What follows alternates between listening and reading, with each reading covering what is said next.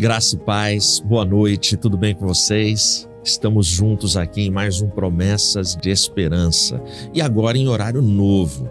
O nosso programa, ele agora acontece todas as quintas às 20h30, 8h30 da noite. Coloca aí na sua agenda para não se confundir e não perder. Chama mais pessoas, seus amigos, familiares, os irmãos da igreja, sua lista de WhatsApp do trabalho, para que a gente possa compartilhar juntos a palavra de Deus. Não se esquece de deixar o seu like, o seu comentário e compartilhar agora esse link chamando mais pessoas. Legal? Isso ajuda muito a TV Viva Promessa na sua expansão, no seu crescimento, na sua visibilidade e a atingir e alcançar mais e mais pessoas. Legal? Hoje eu quero meditar com você sobre o seguinte tema: vislumbres do reino. Prepara a Bíblia, assiste a nossa vinheta, na sequência eu volto para meditarmos juntos.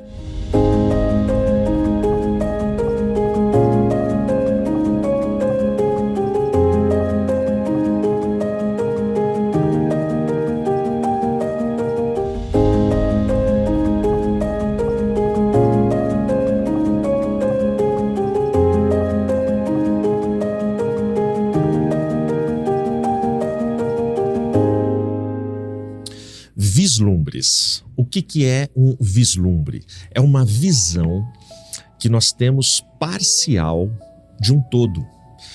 No vislumbre, a gente enxerga apenas uma parte pequena, algo que dá uma ideia do que seja a realidade completa.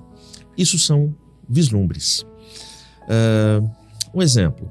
Recentemente, eu e a Rê, nós vínhamos de uma viagem e a gente passaria próximo de uma praia que a gente gosta muito. É onde a gente procura sempre passar períodos de descanso e férias com a família. E nós estávamos no carro com a Mariana, minha filha, e o Leandro, meu genro. E o Leandro não conhecia esta praia. E era domingo, chegando perto ali já do pôr do sol, entardecer. E quando nós estávamos, de fato, passando próximo a essa praia, já estava escuro, já era noite. E nesta praia tem um hambúrguer que a minha filha gosta muito. E aí a gente falou, vamos entrar aqui nesse bairro, e vamos comer aquele hambúrguer para o Leandro conhecer. Aí entramos, comemos um hambúrguer, uma delícia, todo mundo ficou feliz, satisfeito, matou a fome. E aí nós falamos assim, mesmo estando escuro, mesmo à noite, vamos até a beira da praia para que o Leandro possa, pelo menos, ter uma ideia, ele possa ver, ter um vislumbre da praia. Aí a gente foi naquele cantinho que é onde a gente sempre fica, naquele trecho de areia. Paramos o carro, andamos até a areia e você sabe que à noite, mesmo estando escuro, com o luar, o brilho do luar, as ondas elas produzem uma espuma branquinha, então dá para você ter uma noção. E aí foi muito gostoso, aquela brisa gostosa, o vento, o barulho do mar, e dava até para ver essas ondas se quebrando, enfim.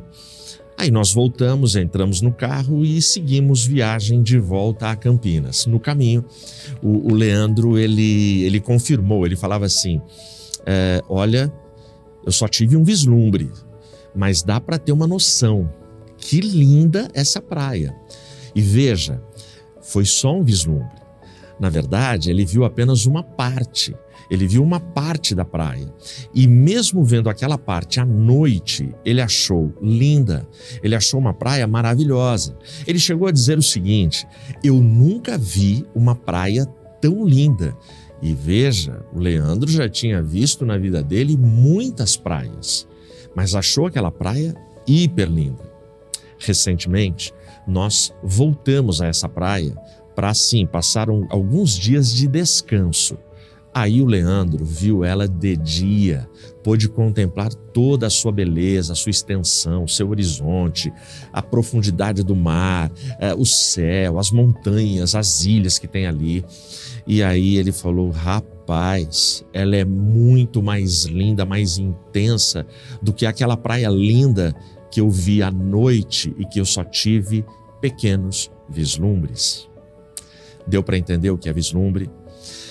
Portanto, a gente fala sobre vislumbres do reino. Nós estamos vivendo o que a Bíblia apresenta para a gente, os teólogos chamam e denominam de o já e o ainda não. Ou seja, o reino, ele já está entre nós. As belezas, as riquezas e as maravilhas do reino já está entre nós.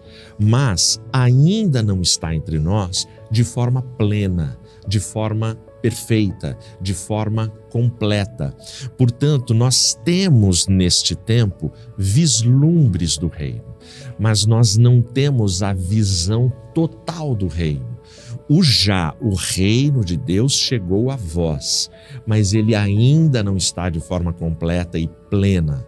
Isso só se consumará e se completará na volta do Filho, quando então já não haverá mais dor, mais pranto, mais morte, mais lágrimas.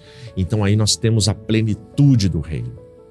Bom, e nós temos experiências comprovadas de pessoas que tiveram vislumbres deste reino do ainda não. Porque do já nós já temos uma visão. E esse já nos proporciona vislumbres. Mas tem alguém que viu este reino? Nós temos na Bíblia. E eu vou ler para você. E se você está com a sua Bíblia, abre ela no Evangelho de Mateus, capítulo 16. Eu vou ler em nome de Jesus o versículo 28. Olha o que diz aqui. Em verdade vos digo que alguns há dos que estão aqui que não provarão a morte até que vejam vir o Filho do Homem no seu reino. Fecha os olhos. Senhor, muito obrigado, Pai, por essa palavra, por esse momento, por esses irmãos e amigos que assistem, compartilham e acompanham esta programação. Que o Teu Espírito Santo fale ao nosso coração, fale no coração daqueles que ainda irão assistir, nos oriente, nos corrija, nos exorte e nos ajude, Pai, nos inspira na nossa caminhada. Sê conosco. Em Teu nome eu oro. Amém. Legal? Olha só. Para quem Jesus falava? Quando ele diz, em verdade vos digo que alguns há dos que aqui estão. Então ele está sendo muito claro e muito direto. Ele está falando com aquela audiência que estava ali ouvindo as suas palavras. E a gente conhece e confirma quem são esses no versículo 21 aqui do capítulo. Desde então começou Jesus a mostrar aos seus discípulos que convinha ir a Jerusalém, padecer muitas coisas dos anciãos e dos principais dos sacerdotes e dos escribas e ser morto, e ressuscitar ao terceiro dia. Portanto, o público para o qual Jesus está fazendo esta afirmação eram os seus discípulos, esse pequeno grupo de aprendizes, de alunos que ele vinha ensinando no seu ministério, através de atos, de gestos, de exemplos, de testemunhos e de palavra e de demonstração de graça, amor, misericórdia e muito poder. Então é com este grupo que Jesus está falando. Este grupo estava vivendo de forma intensa o já. Esse grupo já tinha visto Jesus realizar inúmeros milagres, já tinha assistido coisas que olho nenhum até então tinha visto e testemunhado. Então, o reino de Deus que chega a vós, este grupo foi extremamente privilegiado, porque o já estava ali acontecendo e eles podendo beber, usufruir daquela fonte. Porém, o que Jesus afirma aqui é que o ainda não, o reino que virá, seria uma exceção, seria uma exclusividade, seria um privilégio para alguns daqueles que ali estavam. Olha o que Jesus diz: dos que aqui estão, tem alguns que não provarão a morte até que vejam vir o Filho do Homem no seu reino. Então Jesus está dizendo, olha, de vocês que estão aqui, meus discípulos, alguns de vocês não provarão a morte antes de verem a glória do Filho do Jesus glorificado e exaltado vindo com poder. A maioria de vocês vai morrer. Vocês vão seguir com a vida, serão bênçãos, vasos, instrumentos, e vocês chegarão no dia de fechar os olhos e dormir no Senhor. Mas tem alguns que antes disso experimentarão o ainda não. E isso aconteceu? Aconteceu. Você sabe que a Bíblia, ela foi escrita num texto corrido. Não havia separação de capítulos e versículos. Capítulos e versículos é muito posterior à igreja primitiva. É algo que estudiosos fizeram para a gente numa história que eu poderia chamar, apesar dos séculos, de história recente. E glória a Deus por esses teólogos e estudiosos que se debruçaram em livros imensos e fizeram essa divisão. Facilitou demais para a gente localizar texto, achar o endereço correto, estudar, pregar. Imagina chegar numa igreja para pregar hoje em dia e falar: bom, a minha mensagem está no versículo não, está lá no meio do Salmo 119. Procura aí, vai folheando que você vai achar. Imagina, Deuteronômio, está no primeiro terço, no primeiro quarto do livro. Ia ser uma dificuldade. Mas então a gente agradece a Deus, estes homens que fizeram um trabalho brilhante para fazer toda essa organização do texto bíblico, facilitou muito a nossa vida. Porém, à medida que a divisão de capítulos e versículos é feita, a gente pode perder sequências, a gente pode perder raciocínios que o texto nos oferece. Então, esses homens que não provariam a morte antes de contemplar o Filho no seu reino, aconteceu. E está narrado logo aqui na sequência, no capítulo 17. O 28 é o versículo último do capítulo 16. E aí, imediatamente, no primeiro versículo, capítulo 17, eu vou ler para você a sequência, a gente vê a realização do que Jesus prometeu. Olha o que diz aqui: 6 dias depois, tomou Jesus consigo a Pedro e a Tiago e a João, seu irmão, e os conduziu em particular a um alto monte, e transfigurou-se diante deles, e o seu rosto resplandeceu como o sol, e as suas vestes se tornaram brancas como a luz. E eis que lhes apareceram Moisés e Elias, falando com ele. E Pedro, tomando a palavra, disse a Jesus: Senhor, bom é estarmos aqui. Se queres, façamos aqui 3 tabernáculos, um para ti, um para Moisés e um para Elias. E estando ele ainda a falar, eis que uma nuvem luminosa os cobriu, e da nuvem saiu uma voz que dizia: Este é o meu filho amado, em quem me comprazo, escutai-o. E os discípulos, ouvindo isto, caíram sobre os seus rostos e tiveram grande medo. E aproximando-se Jesus, tocou-lhes e disse: Levantai-vos e não tenhais medo. E erguendo eles os olhos, ninguém viram, senão unicamente a Jesus. Amém? Então, o momento aconteceu 6 dias depois.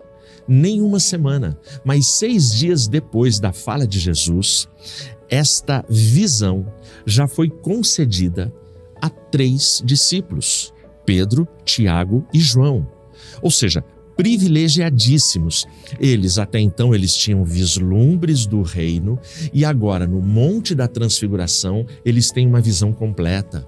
O ainda não foi revelado a eles, ainda naquele tempo e na vida terrena deles. Eles tiveram a visão do Cristo glorificado e exaltado. O texto diz que o rosto dele brilhava como o sol, que as vestes se tornaram brancas assim, num branco inexplicável para a gente. O texto diz que uma nuvem vem, uma nuvem branca, brilhante, os cobre, e da nuvem sai uma voz. E essa voz aparece nos evangelhos pela 2ª vez. A primeira vez foi no batismo de Jesus. Este é o meu filho amado, em quem eu tenho grande prazer. Aí aqui a voz fala: este é o meu filho amado, em quem eu tenho grande prazer. E como é que termina a voz? escutai-o, ouvi. É muito significativo isso. O que a voz do Pai está dizendo para aqueles 3 discípulos é: prestem atenção no que ele fala, prestem atenção na sua pregação, obedeçam o meu filho. O ouvir ali, a ordem para ouvir, tem a ver com relacionamento, tem a ver com, eu paro tudo porque isso para mim é prioridade. Eu preciso viver o que ele diz, o que ele ensina, o que ele instrui, o que ele fala, a forma como ele me corrige, a forma como ele me ama. Ouvi-o, escutai-o. Então, esta experiência, ela acontece aqui. Bom, aí não bastasse isso, eles têm a visão ainda, um bônus de Moisés e Elias. Moisés, segundo muitos estudiosos, representando a igreja no sentido daqueles que, ao longo dos milênios, morreram em Cristo, morreram debaixo do pacto e da aliança com o Deus de Israel. Morreram e ressuscitarão primeiro, e ressuscitarão por ocasião da volta de Cristo. Elias representa também a igreja militante, a igreja triunfante que estará viva por ocasião da volta do Messias. Porque Elias foi transladado, ele não provou a morte. Portanto, existirá uma igreja independente de tribulação enorme, de caos enorme que estará acontecendo no planeta, mas na vinda de Cristo terá uma igreja, gente que não vai experimentar a morte. E esta gente será transformada. Assim como os mortos em Cristo ressuscitarão transformados. E juntos, para sempre, estaremos com o Senhor. Bom, então isso tudo está acontecendo e aqueles 3 privilegiados estão tendo essa visão. E aí Pedro, ele vira para Jesus e fala: olha, a gente pode montar 3 tabernáculos, 3 tendas e ficarmos aqui em adoração para sempre.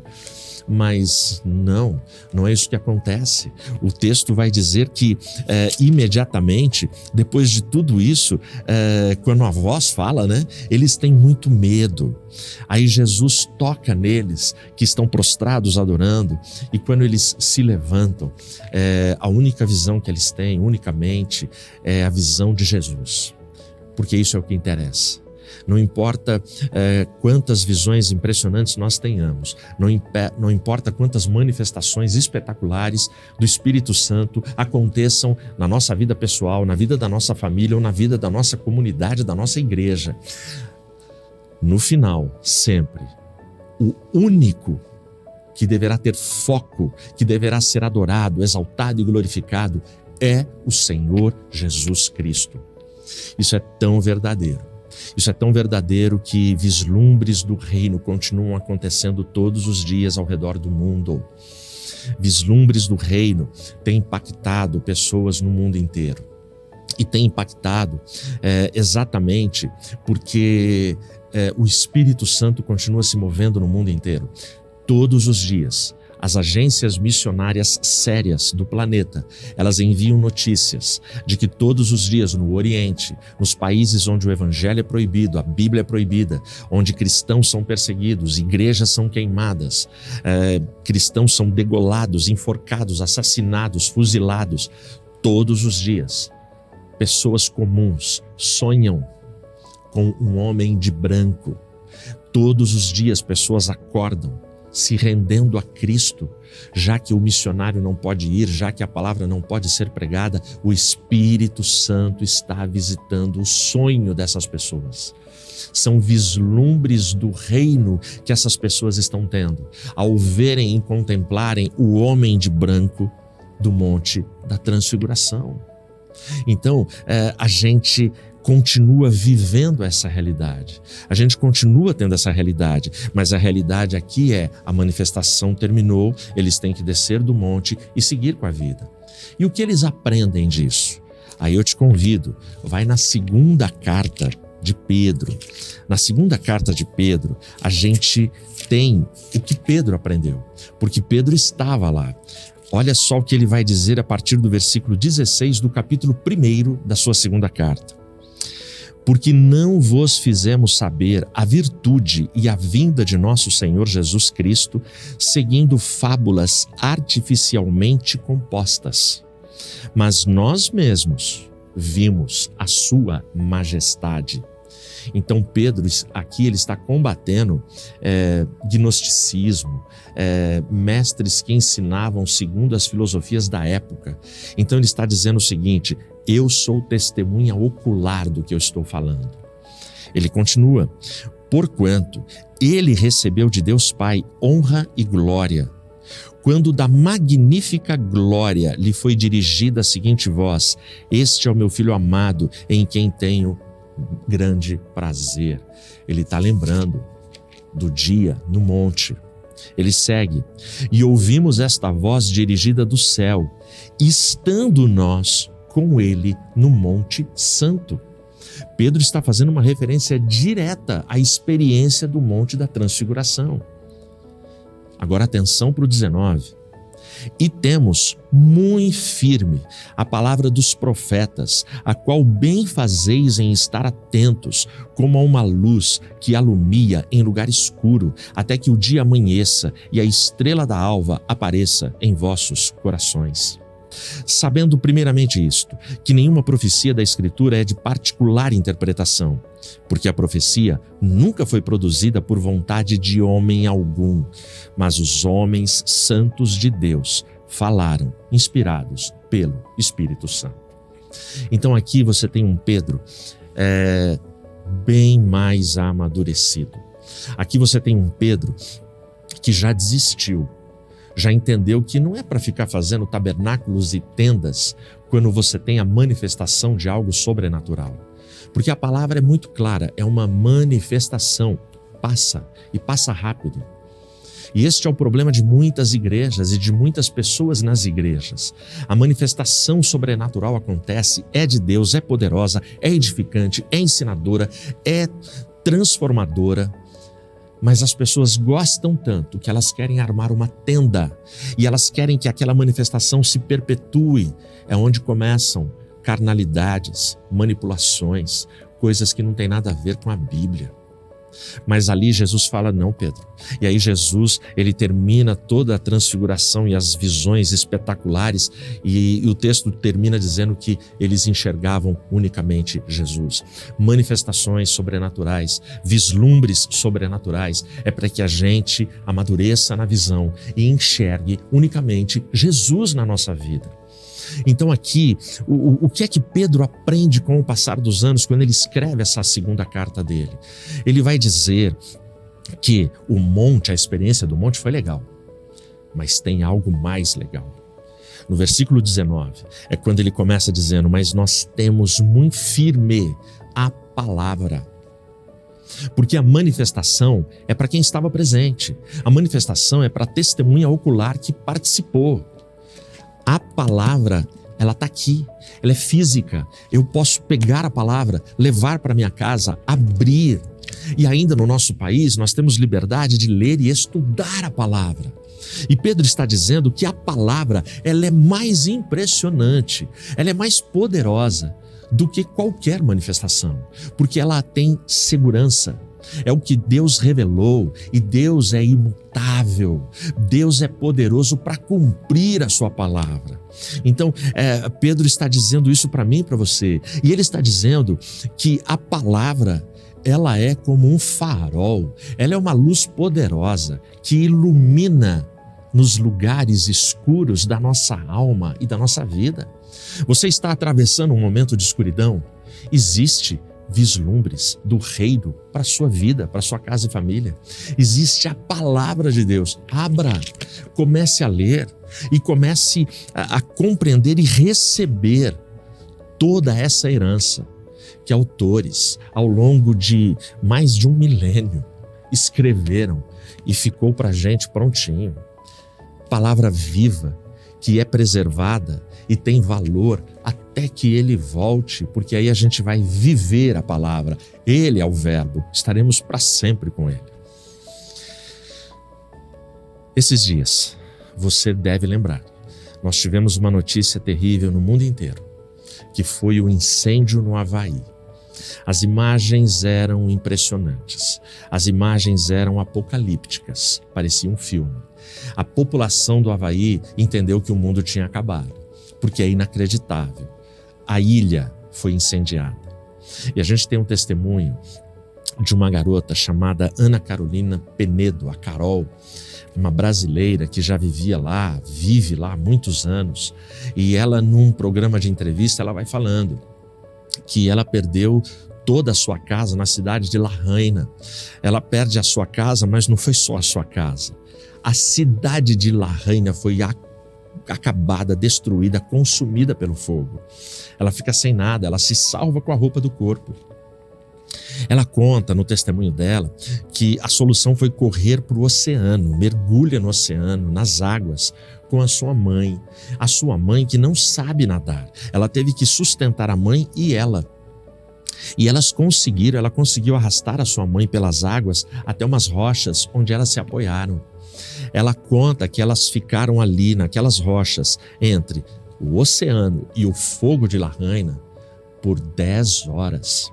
Ela diz que por muitos momentos a mãe dela e ela entraram em desespero, pânico, choro, na certeza que não daria, que eram os últimos momentos e que elas morreriam. Por quê?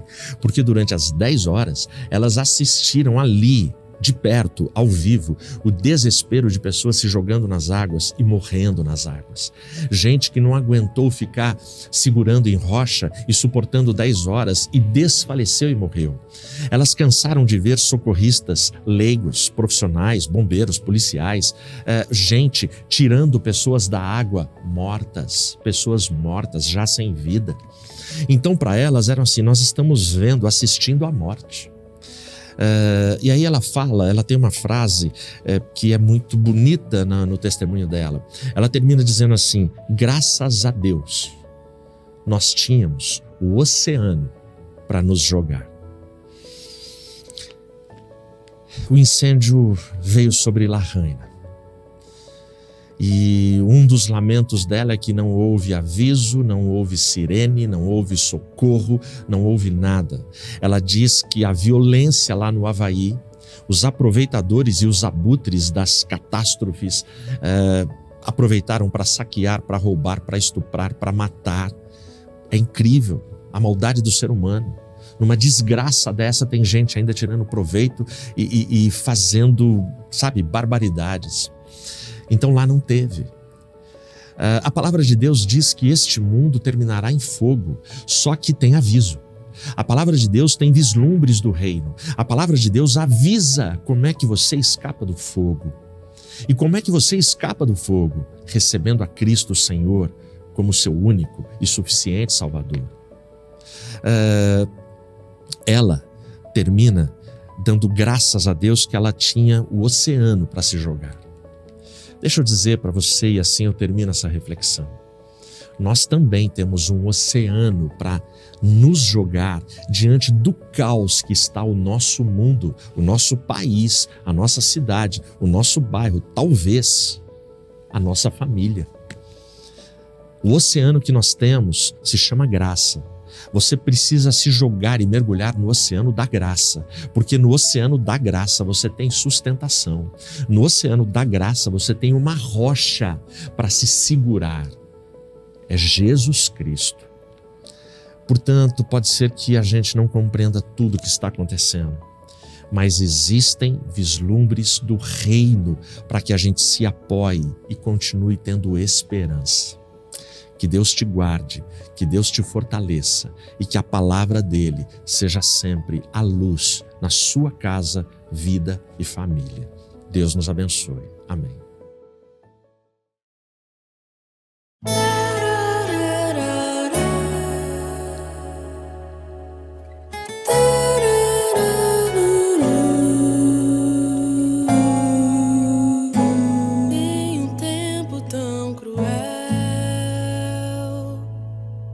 Tantas dores, tantas perdas,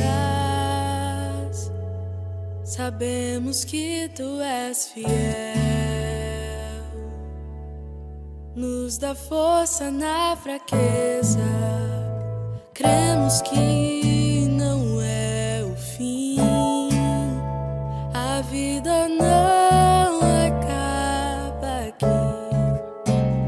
esperança já raiou.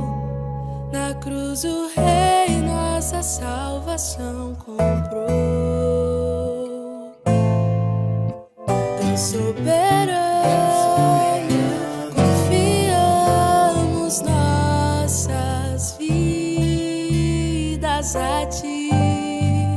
És nosso guia nessa estrada com espinhos a ferir. Nos ajude a viver compartilhando Teu amor, declarando ao mundo inteiro que só Tu és Salvador.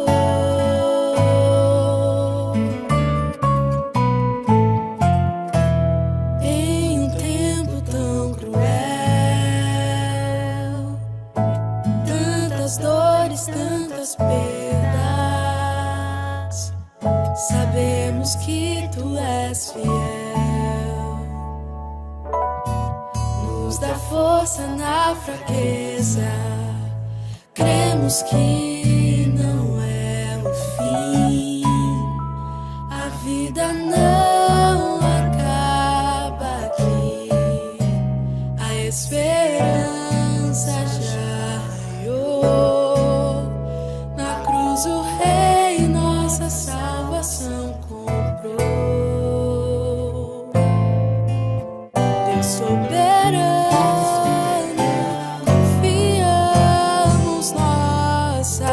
vidas a Ti.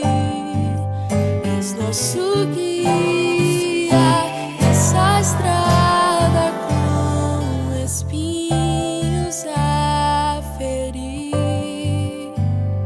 Nos ajude a viver compartilhando Teu amor, declarando ao mundo inteiro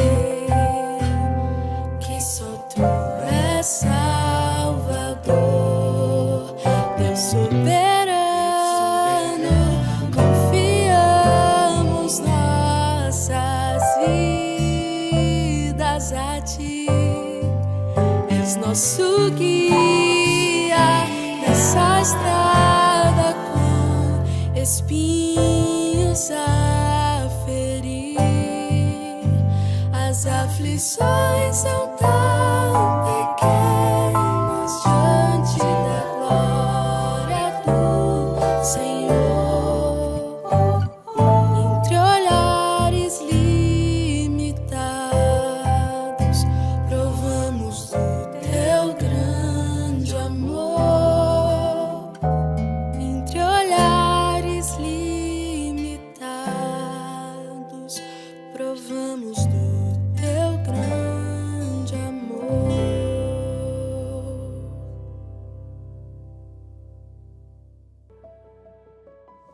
Legal, glória a Deus, muito bom estarmos juntos, glória a Deus por esse louvor, glória a Deus por esse momento.